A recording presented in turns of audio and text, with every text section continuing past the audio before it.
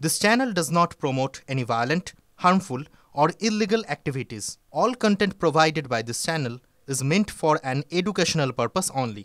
Top quality और consistent performance के लिए सिर्फ सिल्वर पंप नाम याद रखना। অবশেষে মালদার হরিশ্চন্দ্রপুর থানা এলাকার রশিদাবাদ গ্রাম পঞ্চায়েতের তৃণমূলের প্রধান লাভলি খাতুনকে অপসারণ করা হলো।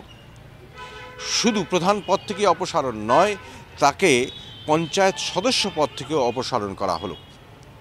এই লাভলি খাতুনের বিরুদ্ধে বারবার অভিযোগ উঠেছিল যে তিনি বাংলাদেশি অনুপ্রবেশকারী। পাসপোর্ট ভিসা ছাড়াই তিনি কিন্তু এই দেশে ঢুকেছিলেন এবং নিজের পরিচয় পাল্টে ফেলেন, তার পিতৃ পরিচয়ও বদলে দেন। জাল ডকুমেন্ট নিয়ে তিনি ওবিসি সার্টিফিকেটও আদায় করে নেন এবং সেই ওবিসি সার্টিফিকেটের ভিত্তিতেই তিনি পঞ্চায়েত নির্বাচনে প্রার্থী হন, জিতে আসেন এবং তারপর তৃণমূলের প্রধান হয়ে যান রশিদাবাদ গ্রাম পঞ্চায়েতের।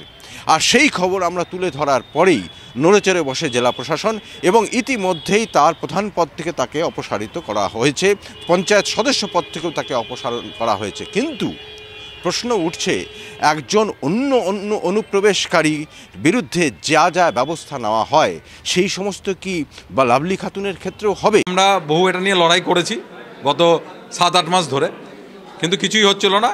TV9 প্রথম এটার খবর করলো, সেই চাপে পড়ে এবং হাইকোর্টের নির্দেশ দুটো মিলিয়ে SDO কিন্তু প্রধানকে ওবিসি সার্টিফিকেট খারিজ করেছে। যে জালি নথিগুলো দিয়েছিল তার এগেনস্টে 420 কেস এবং যে যে ধারায় কেস হবে সেই কেসগুলোকে থানা থেকে রেজিস্টার করা দরকার। হ্যাঁ, একদম অনুপ্রবেশকারী এবং তার সঙ্গে সঙ্গে জালিয়াতও করেছিল, দুটোই করেছিল। তো তার এগেনস্টে কেসের জন্য আমরা দেখবো, আর যদি এখানে কিছু না করে আমরা পুলিশ ইনঅ্যাকশনে যাবো হাইকোর্টে। যখন জানাজানি হয়েছে তারপরে সরিয়েছে, সব জেনে শুনে বসিয়েছে, যখন জানাজানি হয়েছে সরিয়েছে। অর্থাৎ অপরাধকে অন্যায়কে মদত দিয়েছে এই তৃণমূল পার্টি আর তৃণমূলের সরকার। এখন দেখছি বাজারে সব জানাজানি হয়ে গেল, এখন এটা শাস্তি নয়, জাস্ট নিজেদের মুখ রক্ষা করার জন্য এটাকে ধামাচাপা দিতে, এটা আরেকটা অপকৌশল।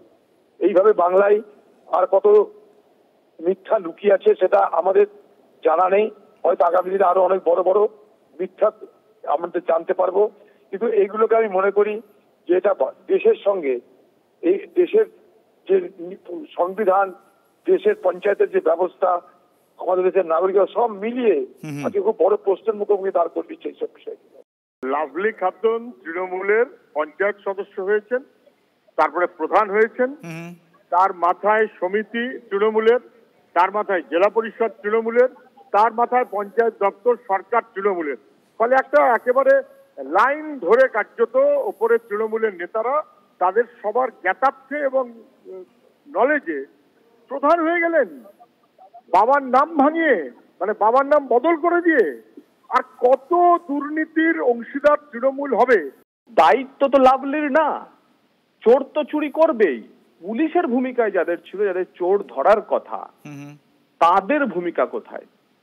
কেন রাজ্য সরকার যদি অ্যাকসেপ্ট করে নিল, মিথ্যে ভাবে তাকে নাগরিকত্ব দেওয়া হয়েছিল, তাহলে যারা তাকে নাগরিকত্ব বা ভোটার তালিকায় নাম তুলে দেওয়ার জন্য অভিযুক্ত ছিলেন তাদের বিরুদ্ধে ব্যবস্থা নেওয়া হলো কি? মালদা থেকে ক্যামেরায় মুজিবর শেখের সঙ্গে শুভতোষ, TV9 বাংলা।